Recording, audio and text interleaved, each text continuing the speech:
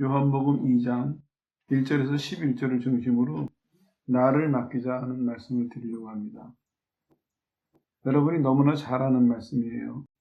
그래도 오늘 다시 한번 정리하고 넘어가겠습니다. 잔치집에 초대를 받으셨는데 포도주가 모자라는 사건이 발생하죠. 그래가지고 예수님께서 물로 포도주를 만들어주세요. 근데 그것도 그냥 포도주가 아니라 먹어본 사람이 야 정말 좋은 포도주다 할 정도로 놀라운 일을 하셨어요. 그리고 성경은 이것을 표적을 행하셨다 이렇게 말씀하고 있고, 오늘 얘기의 결론은 이 사건을 통해서 제자들이 믿으니라. 하나님께서 표적을 드러내시니까 그 표적을 통해서 제자들이 믿음을 갖게 됐다. 그런 내용입니다. 오늘 요거를 근거로 믿음에 대해서 말씀을 드리려고 합니다. 믿음이 기독교 신앙의 기초거든요. 근데 정리하고 넘어가야 될 필요가 있는 게, 믿음이라는 것이 말과 행위로 표현되다가 보니까 사람들이 자꾸 혼동을 해요. 오해도 생기고. 그래가지고 이거를 정리를 해야지만 해결할 수가 있을 것 같아요. 신앙생활 할 때 개념이 필요해요. 다른 말로 하면 이제 정의가 되겠죠. 믿음하면 믿음은 뭐다. 이거를 제대로 안 해놓으면 나중에 혼란스러워져요. 사람들 보통 신앙생활 하는데 오래 해도 신앙이 별로 좋아지지 않는다는 이유는 대부분 여기에 걸려 있어요. 예전에 우리 어렸을 때 흔한 이치는 예수 믿으면서도 죄를 안 버리니까 그런다 이런 것도 있지만, 조금 더 시간이 지나다 보면은 이 사람이 믿기는 믿는데 자기가 믿는 거에 대해서 개념이 정리가 안 된 거예요. 오늘 예도 마찬가지죠. 믿음과 행위가 섞여 있어요, 막. 그러니까 믿음으로 이해해야 될 거를 행위로 이해하고, 행위로 이해해야 될 것을 믿음으로 이해해버리고, 이게 막 섞여 있어요. 하기는 이렇게 말하는 사람도 있을 거예요. 성경도 어디 보면은, 특별히 이제 바울 서신 같은 데를 보면은 행위는 별 가치가 없는 것으로 얘기하고 믿음을 강조하고 있거든요. 오직 믿음으로. 근데 야고보서를 보면은 행위를 강조하고 있거든요. 넌 네 행위가 잘못되면 죽은 믿음이다. 그거는 이런 놈이에요. 개념 정리를 해보면 바울이 말하는 믿음은 뭐냐면은 행실을 얘기해야 되겠죠. 바울이 비난하는 행실은 믿음 없이 구원받으려고 하는 죽은 행실을 틀렸다고 말하는 거예요. 마찬가지입니다. 야고보가 죽은 믿음이라 하는 것은 행위와 분리된 믿음, 그걸 죽은 믿음이라고 하는 거예요. 그러니까 정리해보면 바울은 믿음으로 구원받는다는 것을 강조했고, 야고보는 구원받은 사람은 행위가 따라야 된다는 것을 강조했어요. 그 두 개를 합해보면 이런 얘기예요. 믿음은 구원의 뿌리가 돼요. 그리고 또 행위는 믿음의 열매가 돼야 돼요. 이게 연결이 되어 있는 거예요. 이거를 떼놓고 생각하면 혼동이 일어나는 거예요. 이럴 땐 이렇게 적용하고 저럴 땐 저렇게 적용하고. 그래서 신앙생활 하면서 뭐가 필요하냐면은 성경에 답이 나와 있어요. 하나님 말씀을 묵상하고 실천하는 게 중요해요. 성경에 보면 베드로가 그런 얘기도 해놨어요. 선지자들도 묵상을 했다 그랬어요. 선지자들도 연구했다. 놀라운 얘기예요. 왜냐하면은 선지자들은 하나님의 성령에 의해서 막 계시로 하나님 말씀을 전했던 사람들이거든요. 그 사람들이 왜 묵상을 해야 됐을까요? 왜 연구를 했어야 될까요? 그들도 이런 거죠.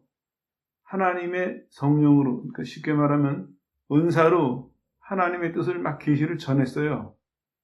그런데 문제는 자기는 아직 그걸 몰라요.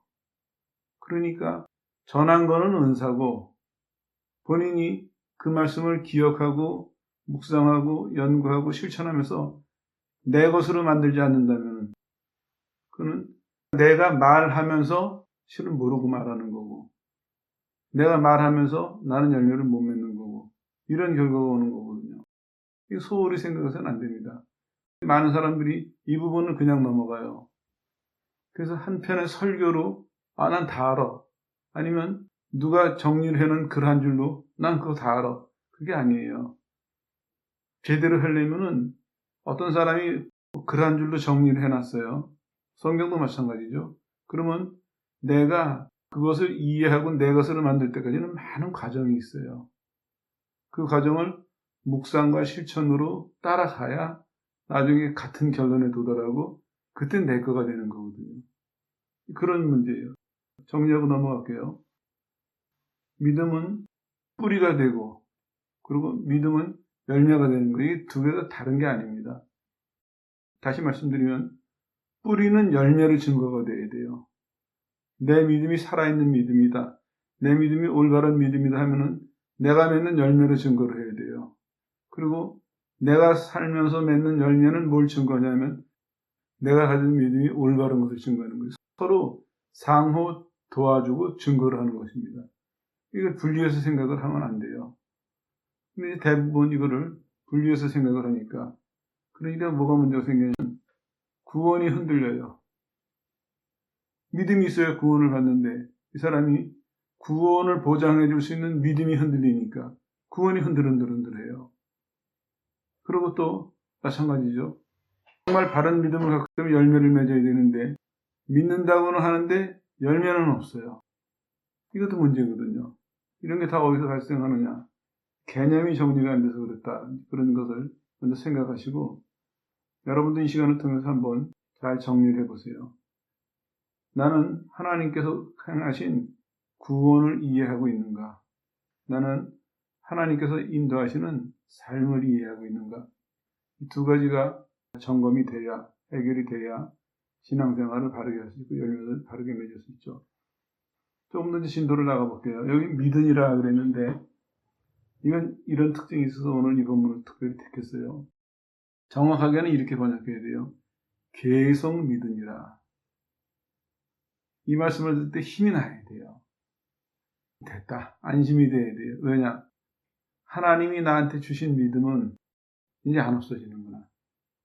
이 믿음은 내가 천국 갈 때까지 계속 나를 믿게 하는구나. 이거를 받아들이는 거거든요. 그래서 정확하게 번역이 필요해요. 이거는 계속 믿으니라. 왜냐하면 이 점을 생각해 보세요. 믿음이 하나님이 주신 선물이에요. 오늘도 제자들을 살펴보면은 어떻게 믿음을 가졌어요? 예수님이 제자들에게 믿음을 주시려고 표적을 보이셨어요. 그 예수님의 목적에 따라서, 계획에 따라서 그 표적을 통해서 이분이 구주시구나. 이분이 하나님의 아들이구나. 믿기 시작을 한 거예요. 그리고 그 믿음은 마지막 날까지 지속이 됐어요. 이거를 생각하고 넘어가야 됩니다. 계속 믿으니라. 그러면 이제 우리한테로 돌아와가지고 우리도 하나님이 주신 선물이거든요. 그러니까 하나님이 주신 선물이기 때문에 이게 안 없어져요. 하나님이 주신 선물이기 때문에 마지막 날까지 나를 계속 믿음의 길로 인도를 해줘요. 물론 순종이 필요하지만 중요한 거는 큰 틀을 먼저 생각을 하세요. 하나님이 주신 선물 믿음은 지속되는 것이다. 이걸 받아들여야 돼요. 근데 이 차이가 여기서 나는 것이죠. 이거를 믿음은 하나님이 주신 것이다. 선물이다.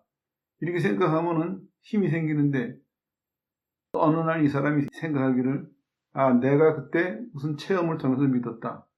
내가 어느 순간에 어떤 일이 있어서 믿었다. 내가 믿었다가 앞서면은 어떤 문제가 생겨나냐면 이 미래가 보장이 안 되는 거예요. 내가 믿은 거니까. 내가 변할지 어떻게 알아요? 보장할 수 없는 일이거든요.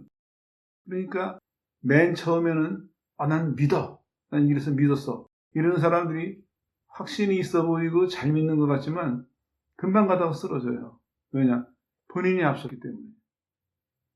그러나 제자들처럼 예수님께서 믿음을 주시려고 역사를 하셔서 예수님에게 선물로 믿음을 받은 사람들은 이거 주님이 주신 선물이야. 하나님이 주신 은혜야. 이렇게 받아들이는 사람은 이게 하나님 거니까 안 없어진다. 나는 믿을 만한 사람이 못 되지만 이게 하나님이니까 안 없어진다. 그냥 그 믿음 때문에 따라가는 거예요.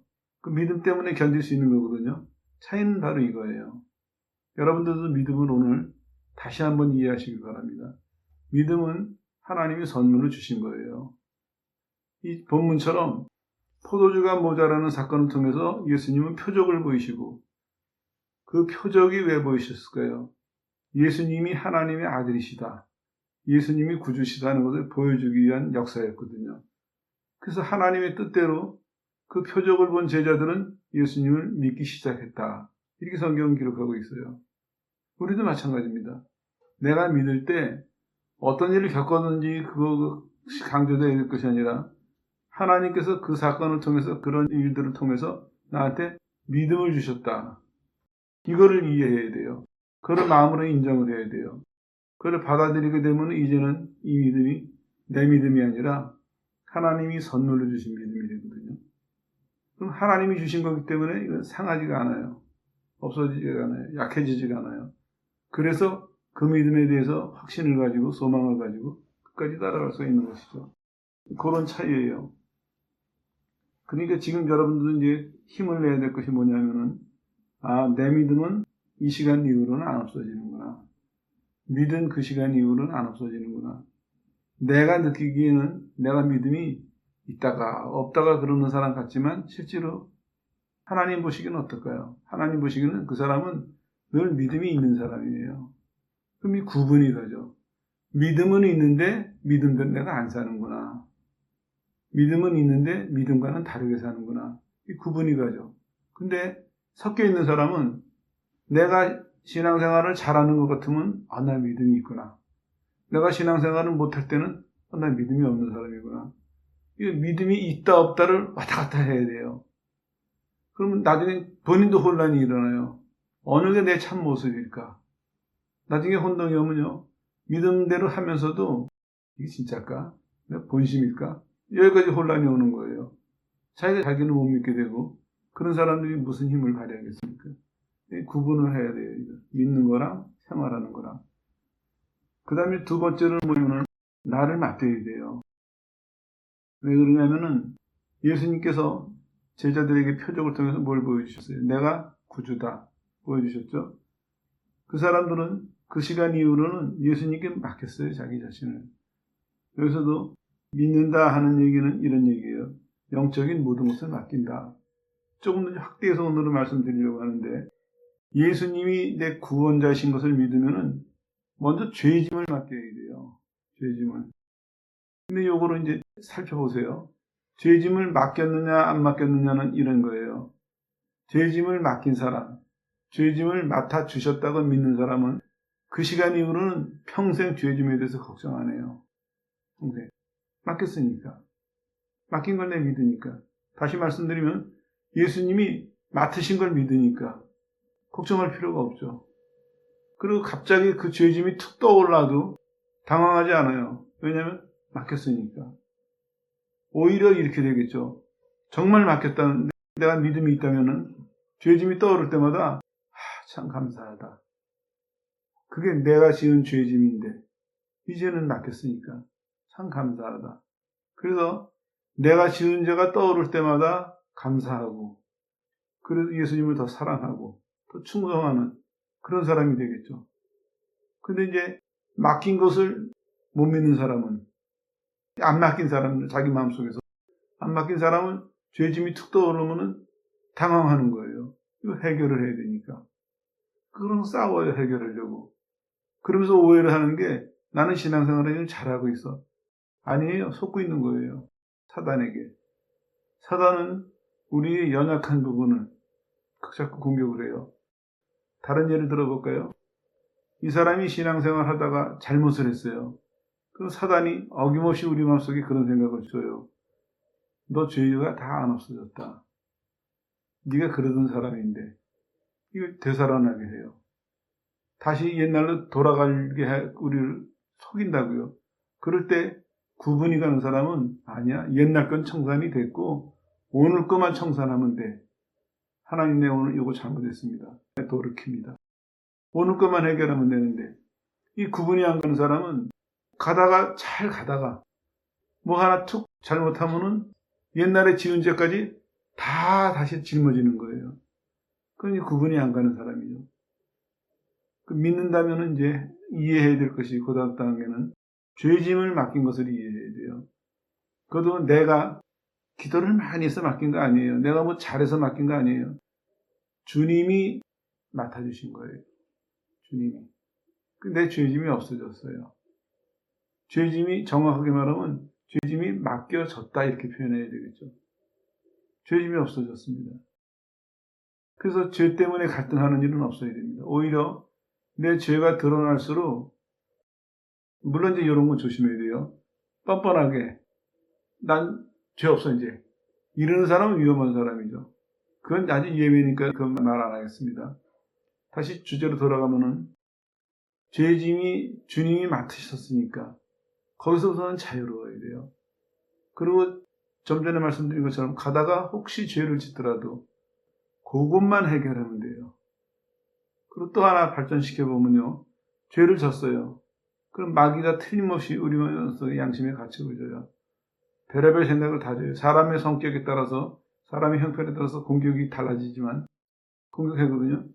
그때 정말 죄짐을 맡긴 사람은 넌 가만히 있어. 이건 너랑 따질 일이 아니야. 나는 하나님께 가면 돼. 나는 예수님께 가면 돼. 그러면 용서해 주셔. 그러니까 너가 나를 정죄할 필요도 없고 내가 너한테 공격당할 필요도 없고 너가 나를 괴롭힐 이유가 안 돼. 이 끊어낼 수가 있는 거예요. 그럼 마귀가 더 이상 그 사람은 어떻게 할 수가 없어요. 왜냐? 이 사람은 예수님이 맡으신 것을 확실히 믿고 있기 때문에 속일 수가 없는 거예요. 죄의 짐이 우리를 괴롭게 하는 것이 아니라 마귀가 속이는 거예요. 어떨 때는 우리의 교만한 자존심을 부추겨가지고 믿는 사람이 가끔 이제 기도원에 가보면 그런 사람들 만나요. 땅을 치면서 하나님 내가 믿는 사람인데 회개는 좋아요. 근데 거기 조금 지나치면 뭐가 되냐면은 자기 교만이 돼요.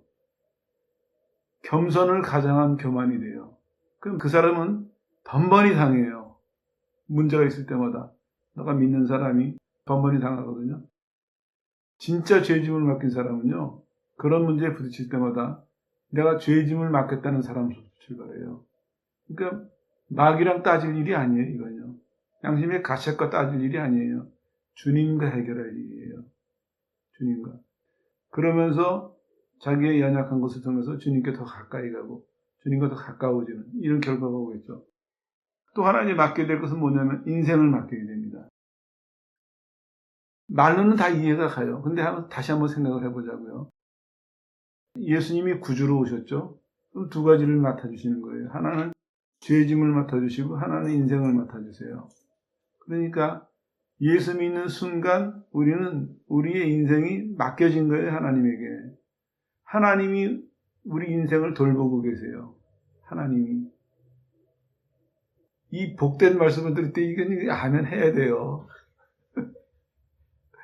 오늘 축복의 덩어리가 떨어진다고 아멘 할 것이 아니라 생각을 해보세요.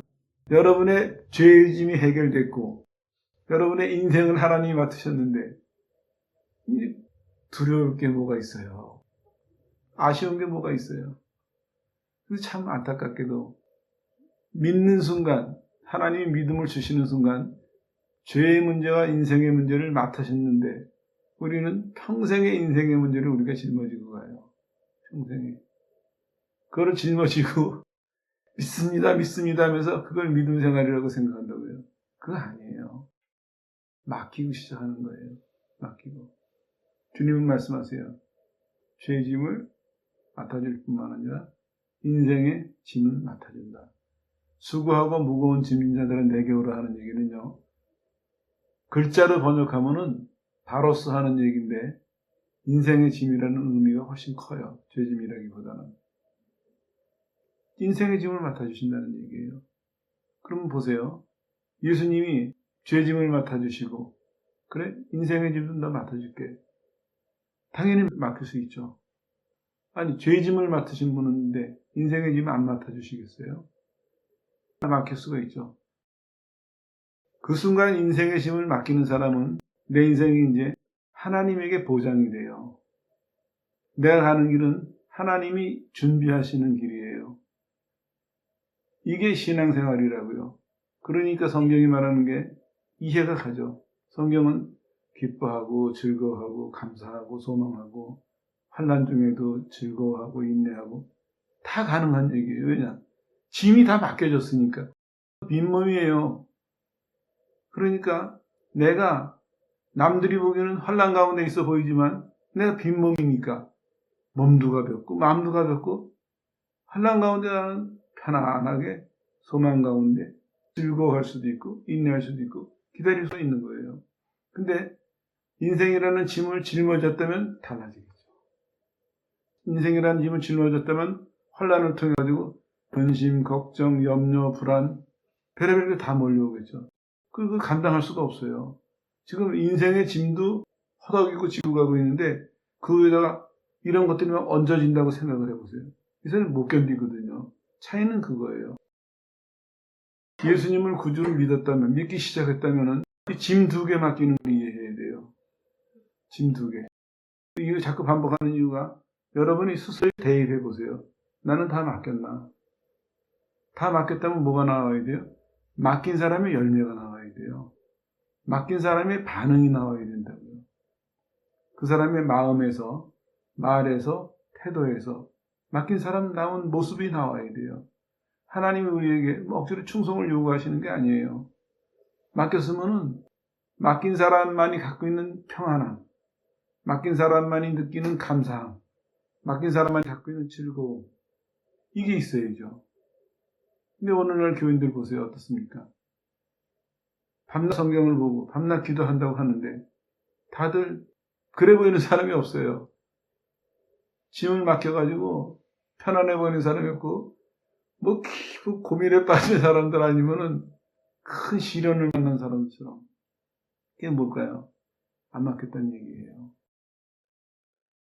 다시 말씀드리면 하나님은 맡아주셨는데 본인은 마음에서 안 놓은 거예요. 하나님은 맡아주셨는데 본인이 붙들고 있는 거예요. 이거를. 그 무게는 하나님께로 다 옮겨졌는데 본인은 배낭끈이라도 붙들고 있는 거예요. 그리고 그 걱정과 근심과 불안을 이걸 짊어지고 가는 거예요. 그래도 놀라운 게 습관이 되면요. 나중에 이게 없으면 불안해요. 이게 없으면. 그러니까 어떤 걱정이라도 끌어다가 붙들어 놔야 이게 인생이라니.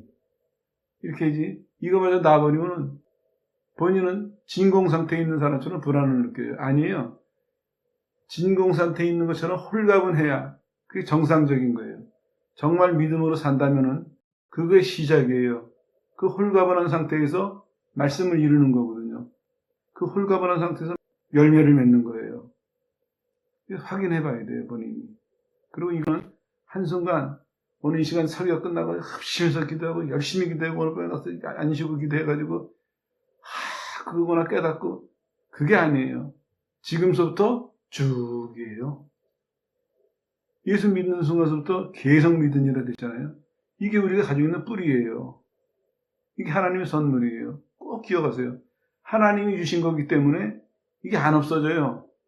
내가 깨닫는 것도 아니고 내가 노력해서 획득한 것이 아니에요. 여러 사람이 경쟁해가지고 다 물리치고 내가 얻어낸 게 아니라고요. 이건 선물이에요. 하나님이 선택하셔서 사랑하셔서 주신 거예요. 그렇기 때문에 하나님이 주셨기 때문에 이게 가치가 있는 것이고 하나님이 주셨기 때문에 이게 위력이 있는 거예요. 안 없어져요. 그게 있기 때문에 그 뿌리가 있기 때문에 우리가 죄짐을 맡긴다, 인생을 맡긴다 하는 열매를 맺을 수가 있는 거거든요. 이게 같이 붙어 있는 거니까. 죄짐을 맡긴 것을 이해하고 받아들일 수 있고 그 맡겨진 상태에서 살아갈 수가 있고 인생의 짐도 마찬가지예요. 뿌리가 있기 때문에 그 뿌리가 하나님에게 내리고 있기 때문에 그 하나님 주신 믿음을 가지고 하나님 위에 뿌리를 내리고 있기 때문에 죄짐이든 인생의 짐이든 맡긴 것을 이해하고 맡겨진 상태에서 편안하게 살아갈 수가 있는 거예요. 연결해서 말씀드리면 눈 떠야 될 것이 처음에 믿고 짐을 맡겼으면 그 다음에 이제 기대할 것이 뭐냐면 하나님의 준비하심이에요. 여호와 이레. 오해하지 마세요. 아브라함이 부름받아서 따라가서 모리아산에서 여호와 이레를 맡았구나. 그럼 신앙생활이라는 것은 믿기 시작해서 잘해가지고 여호와 이레의 복을 받는구나. 아니에요. 처음부터 여호와 이레였어요. 팔레스틴 땅을 아브라함이 준비했나요? 아니에요. 더 처음에 구원을 아브라함이 준비했나요? 아니에요. 선택을 아브라함이 준비했나요? 아니에요. 여호와 이레예요. 그를 선택하신 하나님이 그가 갈 곳을 준비하시고 그가 필요한 것을 준비하시고 그리고 맨 마지막에 총정리해서 나는 여호와 일의 하나님이었다. 이 정리해 주신 것이지 아브라함이 노력하고 애쓰고 뛰어가가지고 도달한 지점이 여호와 일이었구나. 이게 아니란 말이에요. 그 사람들이 오해를 하는 게 하나님은 성경을 통해서 이런 말씀을 하고자 하시는데 사람들은 성경을 통해서 다른 과정을 배워요. 왜냐? 공부를 하니까. 그걸 마음으로 받아들이면은 하나님을 받아들인다면 그러면 믿는 순간 죄짐을 맡기는 순간 인생을 맡기는 순간 하나님 여호와 일의 하나님이구나. 왜 그렇게 시작할 수 있을까요? 오늘 내가 이 자리에서 구원받은 믿기 시작하는 이것부터가 은혜인 것을 이것부터 하나님의 준비인 것을 알게 되거든요. 그러니까 이 사람 마음속에는 그럼 내 앞으로의 모든 인생이 여호와 일이구나. 여호와가 준비하신 그 은혜 속에서 내가 살아가겠구나 하고 확인하는 거예요. 살면서. 맞아. 하나님이 준비하셨구나. 하나님이 준비하셨구나. 이게 자꾸 하다 보면 나중에는 인격 속에 깊이 받아들여지는 거예요. 내 것이 되는 거예요. 이제. 거기까지는 시간이 좀 걸리지만 중요한 거는 그거를 가지려고 걸리는 시간이 아니에요. 가진 것을 이해하려고 걸리는 시간이지 그걸 얻기 위한 시간이 아니라는 거예요. 그게 차이예요. 머리를 이해하는 사람은 다른 각도에서 봐요. 다른 식으로 이해를 해요. 근데 마음으로 받아들인 사람은 하나님이 원하시는 대로 보고 하나님이 원하시는 대로 받아들이게 되는 것이죠. 정리를 해보죠. 제자들은 예수님이 표적을 통해서 믿음을 가졌어요. 그리고 이 시간 이후로는 예수님이 하시는 말씀과 예수님이 행하시는 것, 인도하시는 모든 것을 믿음을 섞어서 받아들였어요. 믿음을 섞어서 예수님과 동행했어요. 살다가 보니까 오해가 생겼을 때도 풀 수가 있었어요. 예수님을 따라가는 길이 두려움이 있었을 때도 이길 수가 있었어요. 살다가 보면 혼란이 일어났을 때 구분할 수가 있었어요. 갈등이 생겼을 때 극복할 수가 있었어요. 핍박을 받을 때 감당할 수가 있었어요. 고난을 받을 때 견딜 수가 있었어요. 끝까지. 예수님이 떠나신 다음에도 자기들이 죽을 때까지 자기들이 이 땅에서 살 때까지 끝까지 갈 수가 있었다고요. 가룟 유다를 제외하고는 실패한 제자가 있나요? 없어요. 가룟 유다는 원래 처음부터 택하신 사람이 아니었어요. 예수님께서도 선언하셨죠. 가룟 유다 빼고 나머지 제자도 어떻습니까? 우리가 보기에 그렇게 가능성이 있어 보이지 않았어요. 그런데 어떻습니까? 하나님 주신 믿음이 있었기 때문에 그 하나님 주신 믿음으로 이들이 죄짐과 인생의 짐을 맡긴 것을 이해하고 따라가기 시작했으니까 그걸 믿음으로 합해서 받아들이니까 그 다음에 그들의 남은 삶이 어땠습니까? 아무도 쓰러뜨리지 못했습니다.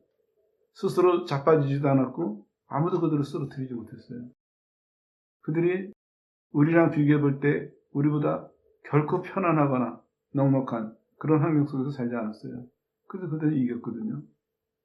바로 이게 오늘 우리가 생각해야 될 부분입니다. 이렇게 생각을 해보세요. 맨 처음 장면을 하나님 모르는 건 고사하고 하나님이 싫어하시고 미워하시는지만 골라서 하던 사람이 왔어요. 그 죄인이 왔어요. 그 죄인을 받아주셨어요. 그 죄인을 받아주시면서 그에게 믿음을 주셨어요. 인생도 마찬가지예요. 한번 상식적으로 생각을 해보세요. 그렇게 하나님이 좋아하시는 거는 하나도 모르고 하나님이 싫어하시는 거는 즐겨하는 그런 사람이 앞으로 어떻게 살아갈까요? 그 사람이 인생에서 기대할 게 있을까요? 근데 하나님은 따지지 않고 그 사람의 인생도 받아주셨어요.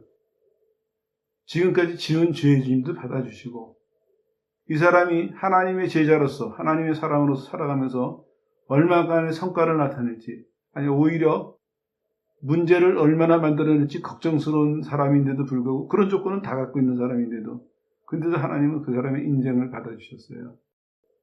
그렇게 받아주신 인생은 어떻게 끝나게 하십니까? 처음보다는 훨씬 나은 모습으로 끝나게 하세요. 이게 믿음의 시작이고 믿음의 끝입니다. 그 믿음이 어디서부터 시작됐다고요? 예수님이 믿음을 주시려고 역사하실 때 그때 믿음을 받은 사람들은 그 믿음이 끝날 때까지 하나님의 은혜에 의해서, 하나님의 돌보심에 의해서 이렇게 자체 내에서도 열매를 맺고 하나님과 사람들 앞에서 겉으로도 열매를 맺는 이런 결말을 가지고 온다 말씀하고 있습니다. 우리의 죄짐을 받아주셨다는 말씀과 우리의 인생을 받아주셨다는 얘기가 이렇게 엄청나게 큰 얘기입니다. 인생 얘기 다시 한번 반복할게요. 우리가 생각하기도 평생 그 순간까지 죄만 짓고 살던 사람이, 이 사람이 과연 앞으로 살면서 무슨 일을 어떻게 할까? 어떤 결과를 안길까? 아무도 기대할 수 없는 그런 조건을 가진 사람이에요. 그런 성향을 가진 사람이에요. 소질이 있는 사람이에요. 근데 하나님은 그 사람의 인생의 짐도 그냥 기꺼이 받아주셨어요. 이렇게 받아주셨기 때문에 그런 사람이 시작하는 모습과는 전혀 다른, 아무도 예상하지 못했던 훌륭한 열매들을 맺게 되는 것이죠. 왜? 하나님이 주신 믿음의 뿌리를 내렸기 때문에, 그 사람을 세워놓은 뿌리가 믿음이었기 때문에, 그게 하나님의 선물이기 때문에 그런 열매가 나올 수 있다는 것이죠. 소망을 가지십시오. 소망을. 그리고 한 가지만 확인하세요. 하나님이 주신 믿음이자 내가 믿는 것은 이제 내가 믿은 게 아니다.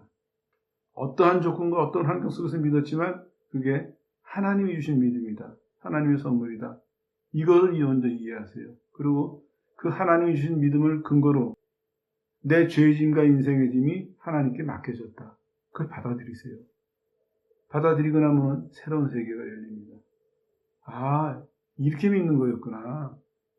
신앙생활은 이런 거였구나. 새로운 세계가 열리고 그 이후로는 새로운 열매들을 날마다 확인할 것입니다. 아유, 내 이렇게 좋은 거를, 이렇게 귀한 거를 내 여태까지 모르고 살았네. 딴 생각하고 살았네. 아마 후회가 될 거예요. 새로운 세계가 열립니다. 그리고 정말 중요한 거, 그거는 끝나지 않습니다. 여러분이 끝낼 수도 없고 아무도 끝낼 수가 없습니다. 끝까지 하나님이 인도하십니다. 그래서 믿은지라는 얘기를 믿기 시작했다. 이렇게 번역하는 것이 옳습니다. 아무쪼록 이 시간을 계기로 여러분의 믿음이 좀 더 깊은 이해 속에서 견고해지고 풍성해져서 그거와 함께 여러분의 믿음의 열매가 더 충만한 그런 성도 되시기를 주 예수 이름으로 축원합니다.